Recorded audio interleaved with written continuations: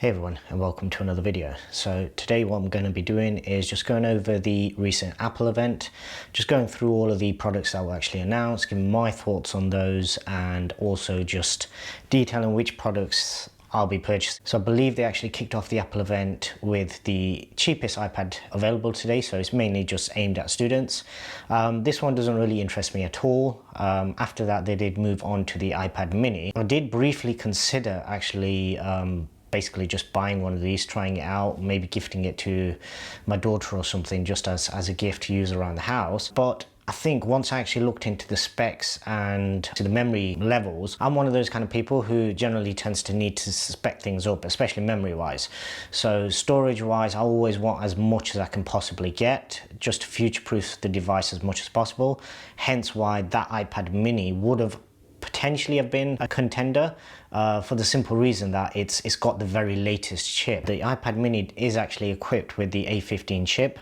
Whether or not that's exactly the same one that's in the iPhones, I'm not sure, but basically it is the very latest, as opposed to the cheapest iPad, which whilst may seem a good deal, you're looking at 2 generations older, which means you're going to get at least 2 years less support further down the line. After that, we got to the Apple Watch. Now, initially when the event actually occurred, I was actually thinking that, yeah, this is something that I may go for. And one of the main features that seems really silly, and obviously there's already been controversy about it, is the fact that you'll be able to get a full keyboard. So you'll be able to actually type or use swipe selection to actually write out messages.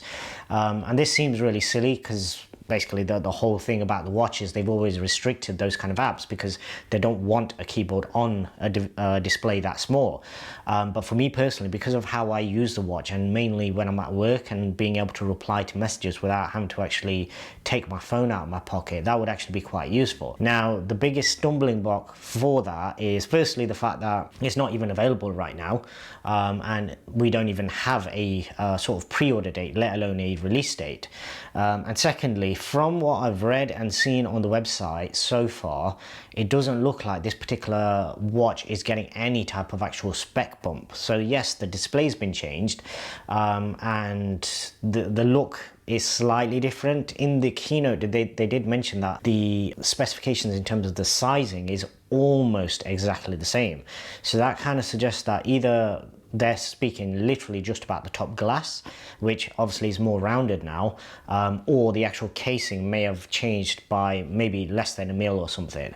Either way, it's almost identical. So in theory, most of your sort of screen protectors and things, your bands obviously will always work, because it's very similar design. But even your screen protectors and things like that, they should still be working as well. Once it becomes available and the specs actually released, if it hasn't got a newer chip in it, then I don't think I would purchase it, for the simple reason that if I'm not getting a speed bump, then that's, as with the iPad, you're getting 1 less year's worth of software updates further down the line. And with things like iPads and watches in particular, I don't think these are yearly updates. I don't think they're things that you upgrade every year, unless you really want to, unless there's a design change, unless there's some sort of new feature where it really becomes useful. For me, the functionality of the watch, even though previously I used to always think that, yeah, it's not really suited to my lifestyle, at the moment, because of how I use it at work, it is actually quite useful. So because of that, obviously the fact that it's getting a slightly bigger screen isn't really that big of a deal. The impact of that, the fact that I use my watch for sort of prayer complications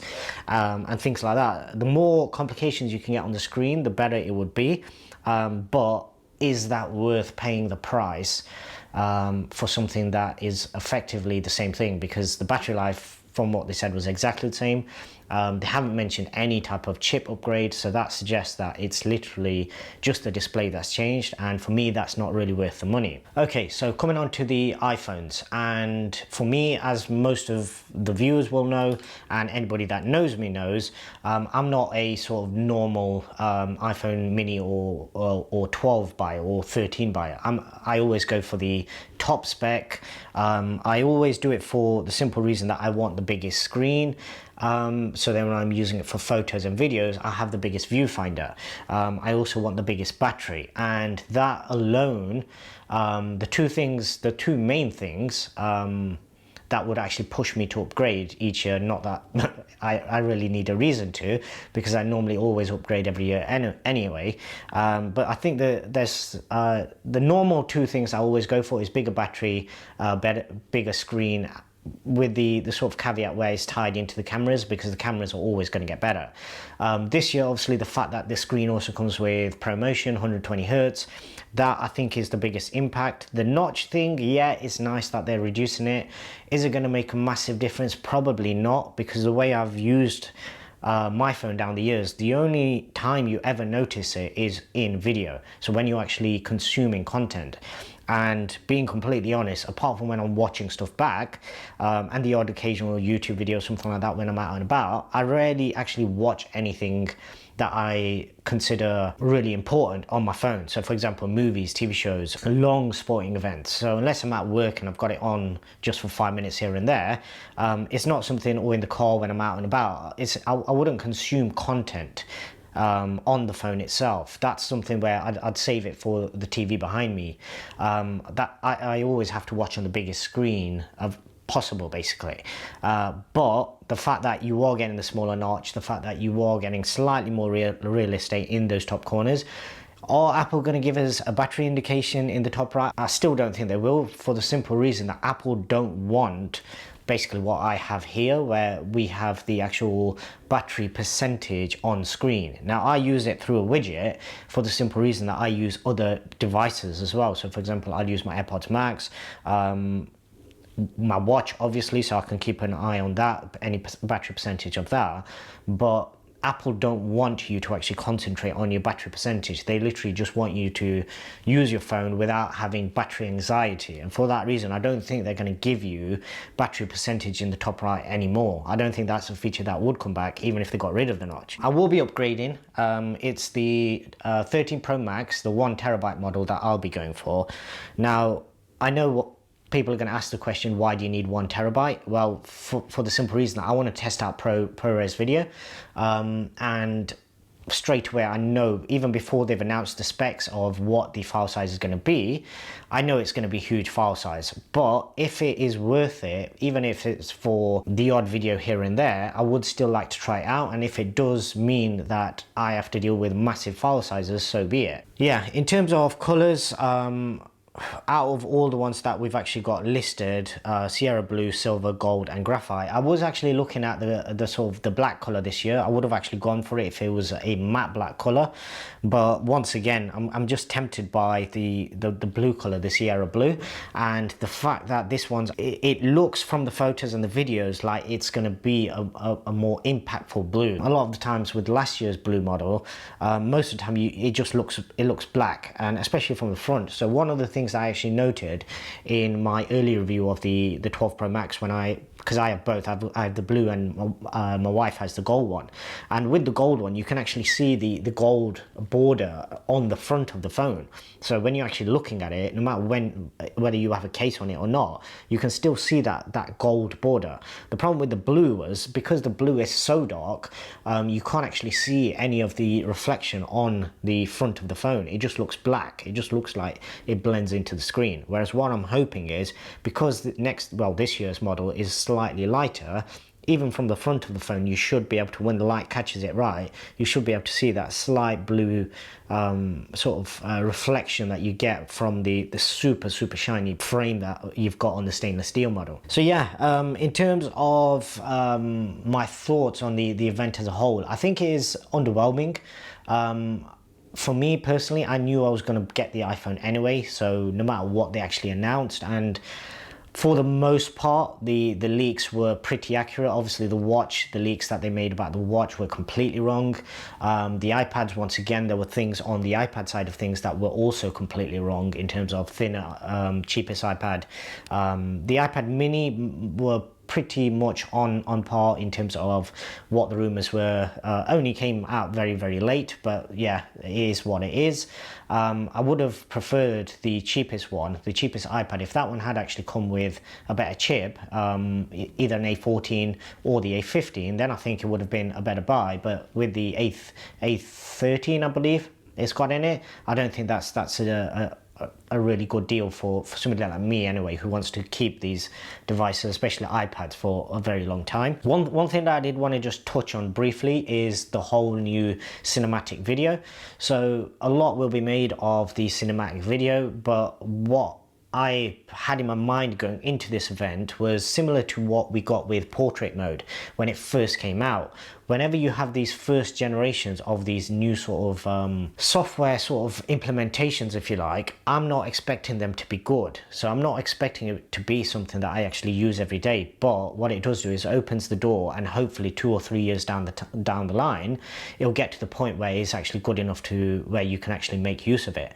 Now, the disappointing thing for me is the fact that it's not in 4K, and it also doesn't mention whether it's HDR. Now, for me personally, ever since I got the 12 Pro Max, I've not gone back from HDR. I absolutely love HDR. All my videos are recorded in HDR and uploaded in HDR, be it for YouTube or even for general home videos and things like that as well. Everything I do is recorded in HDR at the best possible resolution that I can record it on, even if that means I can't actually watch it back currently, because my normal media device is the actual Apple TV 4K.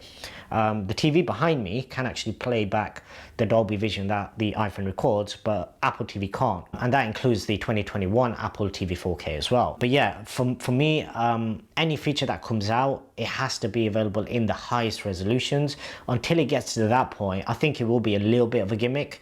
I think Apple's implementation of it will probably be better than any of the competitors, but I still don't think that's something that I will be using, or most people will actually use for anything other than social media. So if you're using it for anything on social media, yeah, that's fair enough, because you're going to be consuming it on a very small screen. But anything that you're going to watch back on a bigger screen, I think the flaws in the system that they've actually got for that, the software implementation, will be very, very evident to anybody that actually notices.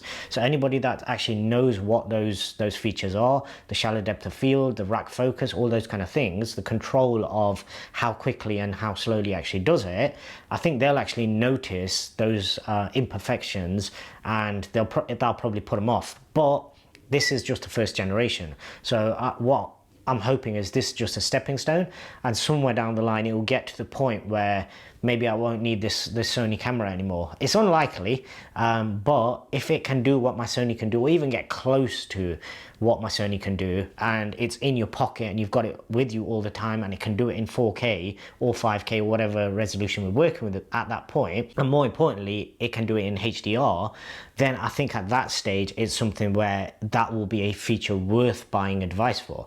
At the moment, I think just the hardware improvements on the cameras on the Pro models is what I'm most looking forward to, because just the hardware alone will actually make a massive difference. Even with my 12 Pro Max, I actually found that you did actually get quite good separation when you got really close to objects. The only thing is that with this camera, you can't really get that close for most type of recording, because the normal sort of wide angle lens will distort things quite a lot.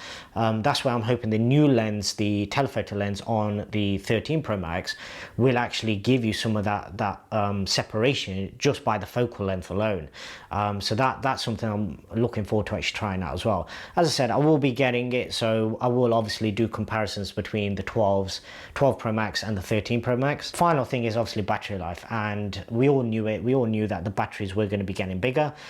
On paper anyway, this looks like it's going to be an absolute beast. The best battery benchmarks that Apple have actually had on any phone, the 11 Pro Max is the best phone that I've ever had for battery life, and this one on paper anyway blows it out of the water. So I'm hoping that does actually come through. Now that 5G is actually becoming more available, even in smaller cities where I am, it means that battery life will actually become more important. That's it for this video. As always, if you haven't already done so, please do subscribe to the channel for any future content that's coming up on the iPhones, as well as any other products I get. And I'd really appreciate if you also give this video a thumbs up. You don't understand how much that actually helps for this video to actually get seen, and for YouTube to actually recommend this video or any videos of mine to you in the future. So please do hit that thumbs up, and other than that, thanks very much for watching.